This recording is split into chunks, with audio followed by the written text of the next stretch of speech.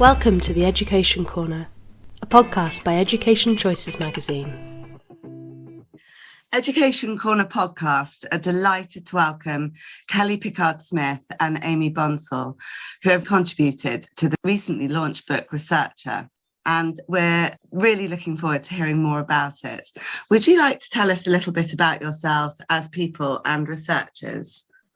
Hi, it's brilliant to be with you today. Thank you very much for inviting us, and we're really excited. So I'm Amy Bonsall, Dr. Amy Bonsall, and I'm going to use my title Doctor because that's incredibly important to me. A little bit about me. I'm severely dyslexic. I had huge difficulties at school. I wasn't invited back to do A-levels. I was told I didn't understand Shakespeare, and I have ended up with an excellent PhD and research career, as well as a 20-year theatre directing career, all through the comprehensive education route, which I'm very proud of. As the founder and one of the co-directors of the Women in Academia Support Network, or WISIN, I'm utterly committed and passionate to making sure that everybody has the opportunity of higher education and to pursue that if that's what they want to do. There are so many barriers, particularly to women, that it's something that needs challenging, and women and those who identify as women and non-binary need spaces to be able to feel included and to be able to talk safely. It's a fantastic story. And Kelly? Thanks for inviting us. It's such a lovely opportunity to come speak to you today.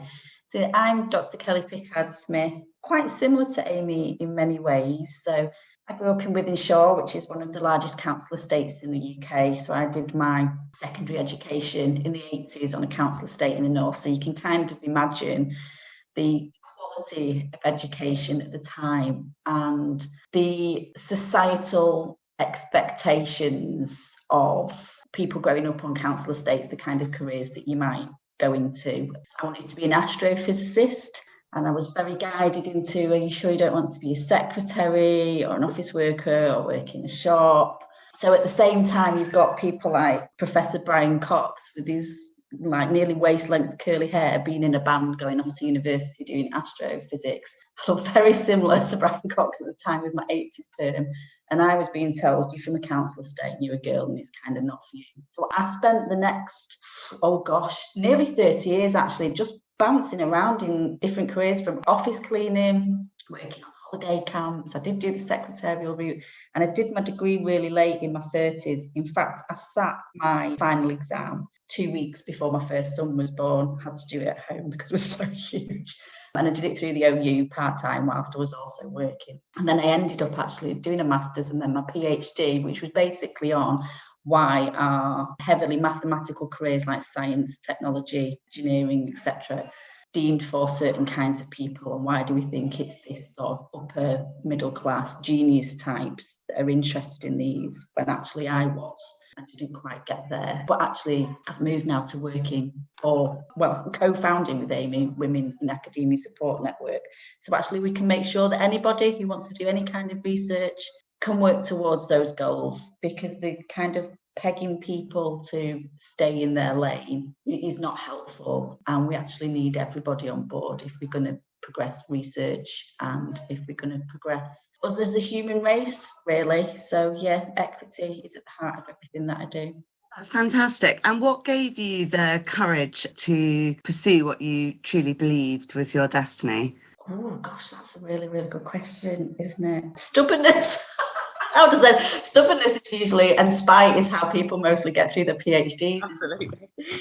This idea that you're some kind of genius, but actually there's a lot to be said for perseverance and tenacity. I'm very negatively motivated as well, I think, because of my previous experiences. So when somebody tells me I can't do something, I will go out of my way now to show them that I can.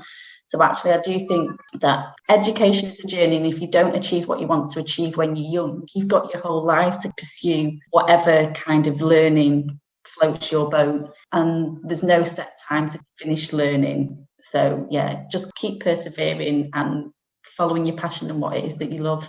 Yeah. And I think the thing is just because perhaps you don't get the GCSEs or A-level results that you were expecting, sometimes there are other routes, there are other ways, aren't there? So it's kind of that resilience, isn't it? Kind of not giving up.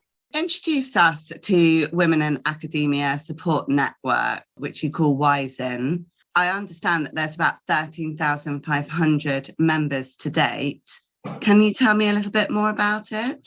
So basically, it was really founded by 6 of us. That would be Kelly, myself, Eleonora Belfiore, Catherine Beard and Maxine Horn and Maria Barrett as well. Right at the beginning, we all ran it together in the early days. And we went through various iterations of trying to keep it closed and private and trying to work out ways of working, trying to work out guidelines, dealing with issues as they arose, trying to work out what sort of space we wanted it to be. And while that's been a process, I think, right from the beginning, and maybe, I don't know if you'd agree with this, Kelly, we always had a really clear vision as to what the space should be. We absolutely took guidance and advice from members, and it was a curated sort of community of practice in terms of the guidelines. But we really were sort of quite clear right from the beginning that we wanted it to be a space that wasn't institutionally affiliated, that it was free for members to join, that it wasn't something that would exclude on the basis of, economic advantage or anything like that, that if you were a researcher and you identified as a woman, then this could be a space for you.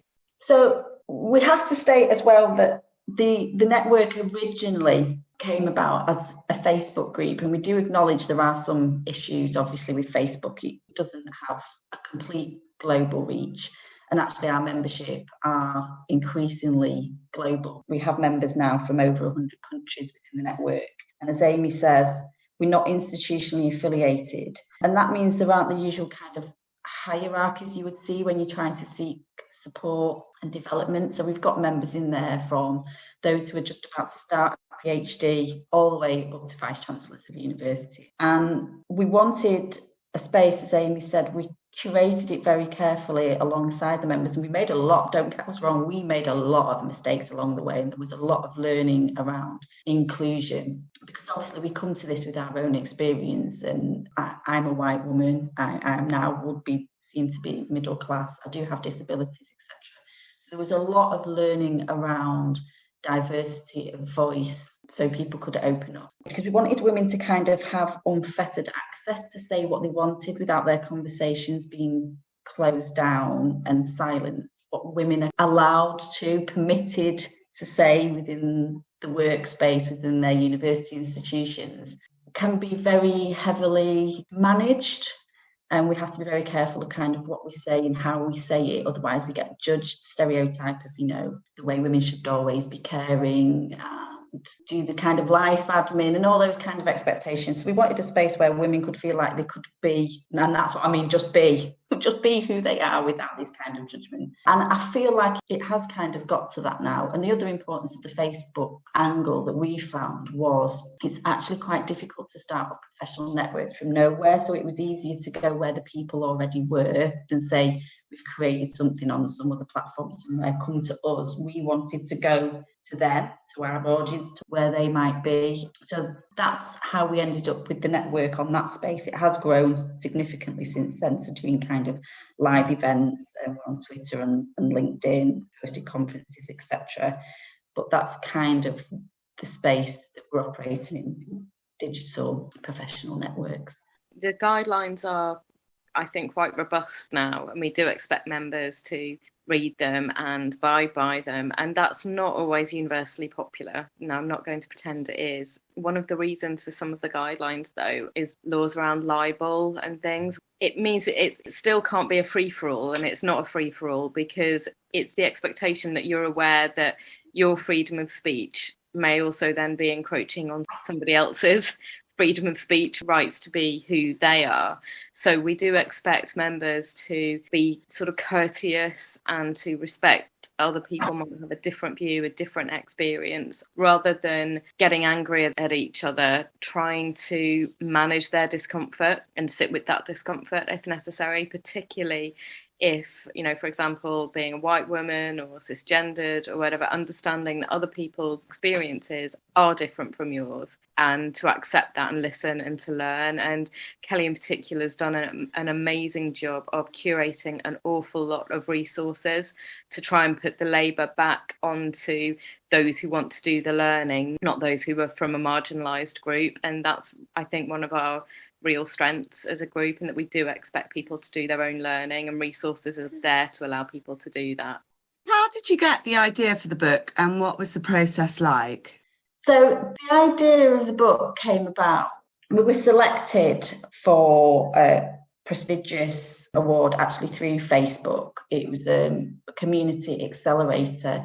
So I think it was something like over 44,000 applicants globally, and there was only 100 people picked. So we were one of 10 UK groups picked. And the purpose of that was to look at how you can develop and further support your community. They are very interested in developing research and research pipelines, careers for women. So what else would academics do but write a book?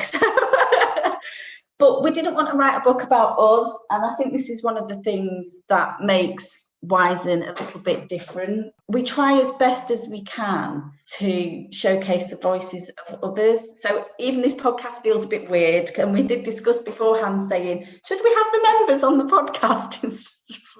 And it's not that we feel uncomfortable with being at the forefront. It's just we feel that all the members have ownership in the group. So it does feel a bit weird for us to come to the front. So the chapters, we wanted to focus on the huge diverse range of research that our members do. And not just the huge diverse of research that they do, but also the diversity of them as women, again, to get away from this stereotypical idea that women are just this one thing. We've got women from a whole different range of backgrounds in there. And we wanted the book to talk to not only their research, but their lives, what journeys took them to this research. And to also give people a bit of a taster. So each chapter gives the reader an opportunity to try out an activity or something related to the research that the chapter author has undertaken. So it gives you an idea of their journey into research, the really different backgrounds, working class backgrounds, people with disability, LGBTQ experiences in research, the varied research that they do, from science labs to doing dance in the thesis to then actually having a try of it yourself, because we want to really expand what people think of as research. I didn't even know what research was when I was doing my master's, and the thought of a PhD was like, oh God, what's this? So we wanted to bring the idea of research careers to young people at a much earlier age, so they have it on the horizon, because these kinds of careers very often don't get talked about by careers advisors in schools at the crucial transition time. So when you're moving from, say, primary to secondary, and what subjects that you might want to start focusing on from the GCSE to A-level, and then even to when you finish your undergrad degree, and then you're starting to think, well, what next for a career? Research as a career is rarely talked about for women. Support everything that Kelly says, but also I think it's very important that from an early educational age, people, and women in particular, do have ownership of the career trajectory that they could have in research, because currently globally we've done pretty well in terms of getting women educated. There's largely parity now, if not actually slightly more women particularly going to do undergraduate degrees, but that falls off a cliff once you get to the more senior levels. And I think our hope is that knowledge is power, right? So if you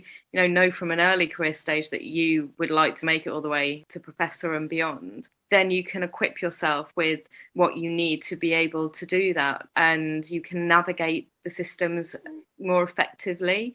Whereas I know from my experience, I was so late in even realising that this was a career option that might even be open to me. I feel that there's an awful lot of catching up that happens, which is really detrimental, or has been detrimental to my career. So my hope is that by catching, children early, but particularly women early, then maybe we can try and bypass some of that. That's certainly what I hope to happen anyway. That sounds fantastic. Why do you think stereotypes about female researchers remain so rigid?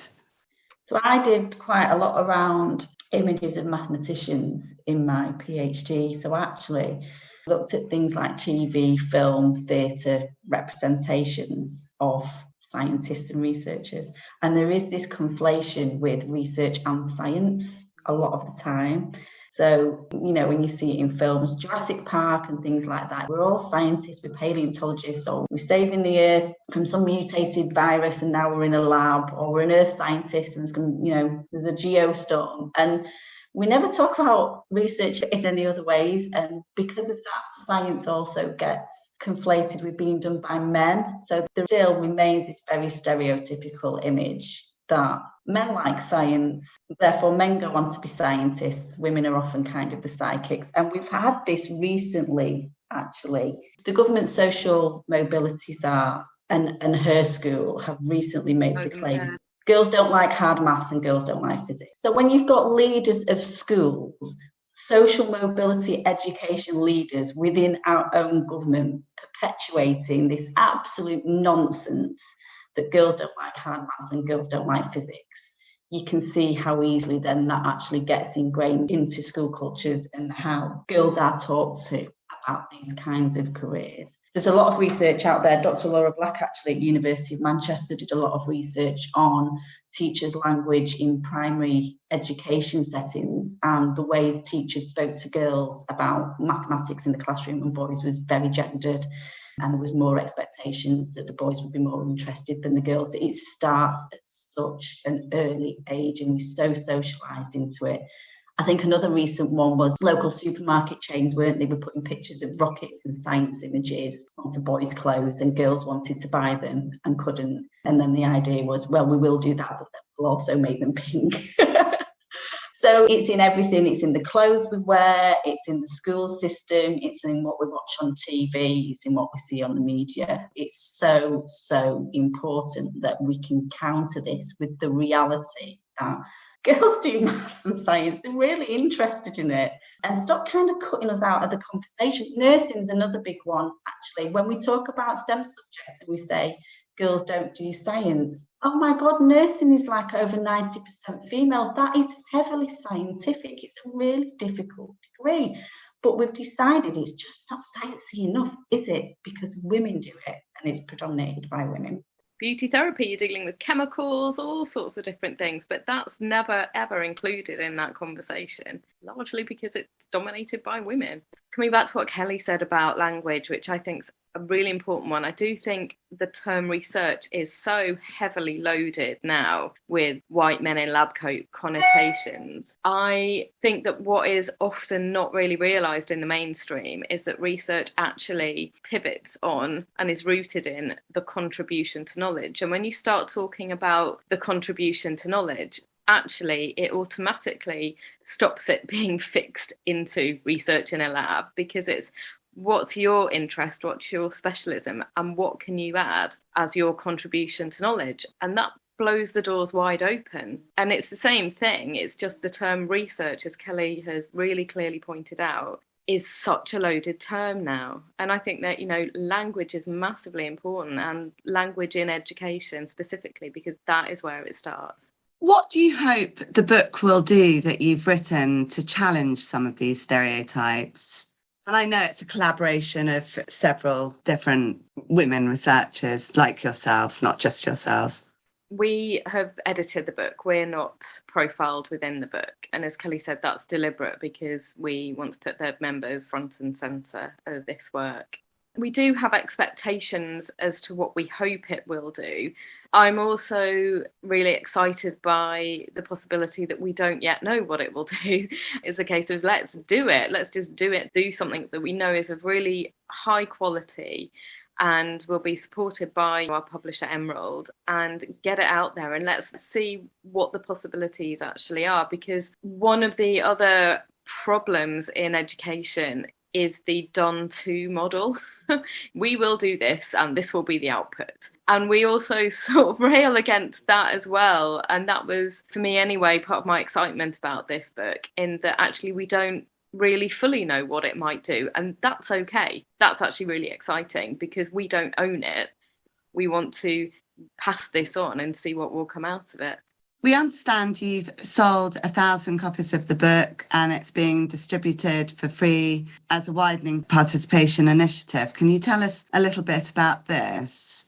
One of the huge premises of the book was to get as many copies out there for free into areas where there are young people who wouldn't necessarily be being considered for research careers. And we're not just talking about the UK when we're talking about socio-economic issues, trying to get into an area of deprivation, to do a widening participation initiative of getting them into schools. We're also talking globally as well. We have 1,000 books. We've paid for them out of charitable money that we've raised as part of the network, and we're currently distributing them through a network of universities and the voluntary and community sector organisations to get them out into local schools, community groups, into their libraries, so as many young people as possible can have access to those books. So one of those networks is actually going to distribute across parts of Africa where they've got education outreach projects there. Some of them are going to communities in the west of England, some of them are going over to Australia.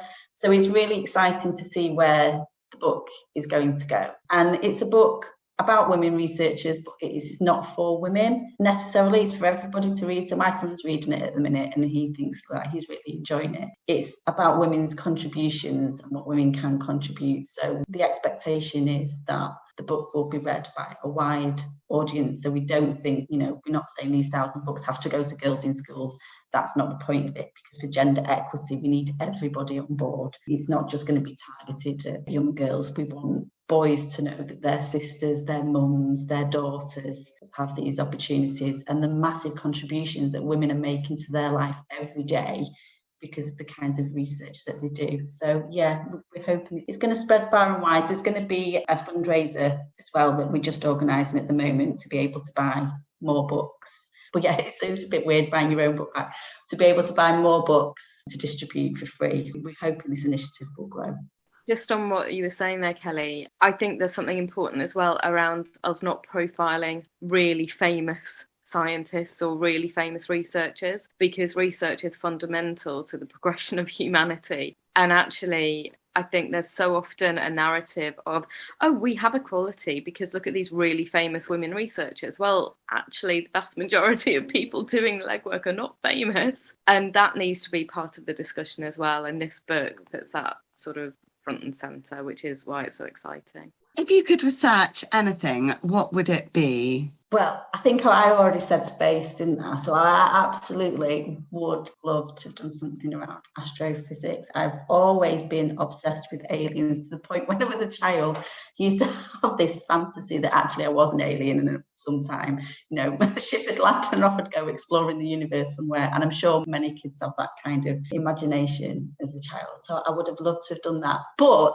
when I worked in a university on our internal jobs board, I remember one day seeing a job researching ice cream. And it was like, oh my God, could you imagine researching ice cream? It was all about flavours and the texture and, how it held under temperatures. And it's just like, isn't that amazing? You get a job researching ice cream. So now I'm thinking I might like to do something like that. And you, Amy? I always find questions like this really difficult because a bit like Sylvia Plath, I suppose, I'm interested in absolutely everything. And if I think about the amount of time I hope to have on this planet and all of the various amazing things that I would love to do, I get really overwhelmed by it. I suppose there is research that is unfinished from my PhD that I would really love to continue doing that. Whether I ever will be able to, I don't know. And that's going back and continuing my collaborations with my colleagues in Malawi and continuing all the archival research that we were doing there. And the reason why I'm passionate about that is because it was so rooted in intercultural communication and people understanding themselves, the world, each other better. And to me, nothing else happens until we understand each other better.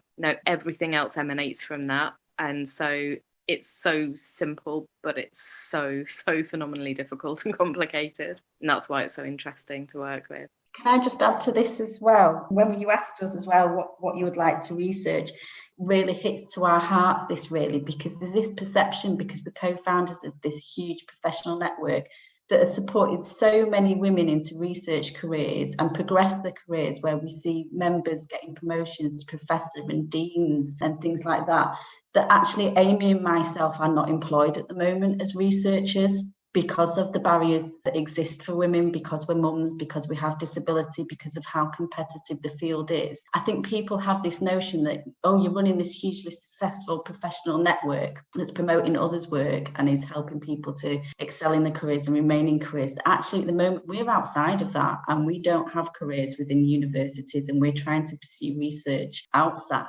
And actually, the work that we're doing is quite forefront and cutting edge because it's equality and diversity work that is global, that is for researchers anywhere, that isn't necessarily situated in a university. And I think sometimes in many ways, actually, that puts us at a disadvantage in our own career. We've kind of put our own careers on the line to enable women generally to progress, because we're seen as a bit of, we call ourselves the Rebel Alliance.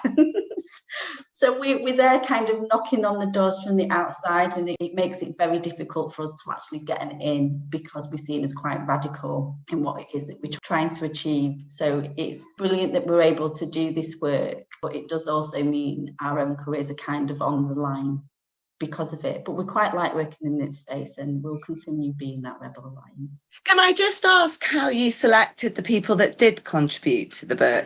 Did they volunteer through the network? Did you let them know, or was there a selection process?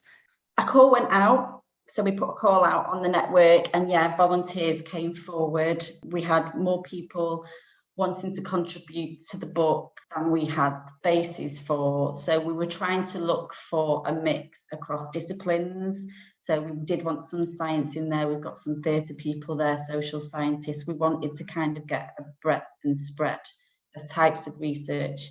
It's quite difficult because the book authors are still quite Eurocentric, and that's because of the nature of the network. I know we've mentioned we're in over 100 countries, but Europe is very heavily represented. So because of that, necessarily the book is still Eurocentric. But we have got a few people who are not situated within Europe, so Australia, America and elsewhere. So we did try and get that kind of geographical spread and a whole range of experiences. And sometimes criticism levelled at equality and diversity work is that it's a tick boxing exercise, and it's like, oh, you're just trying to get, a tick box of people within the book. Oh, have you got the disabled person? Yes, tick. Have you got the LGBTQ person? Yes, tick. And it's kind of levelled as a criticism, but it's not a criticism because equality is there for everyone. So we did want to also have a spread of different people's worldviews and experience, because it's diversity of thought that's actually going to help us in the end. If everybody has the same life experience or very similar life experience and very similar worldview, how on earth are you going to solve some of these massive problems that are facing us as a global population? So we really wanted to explore that diversity of thought and try and make the book as diverse as possible because of that. Where do you see Wisen and the network going next?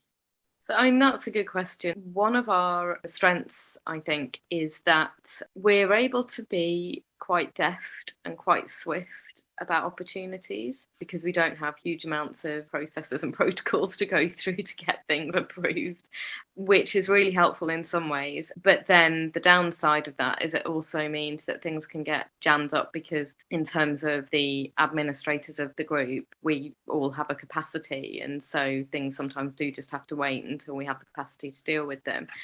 We have a number of opportunities that we're looking at the moment. One of them in relation to the book is that we would like to, I think as Kelly mentioned earlier, try and get some additional funding to do companion activities and things alongside the book, packs to go with the book, opportunities for the authors mentioned in the book to be able to maybe contact directly with schools and to connect with pupils directly globally.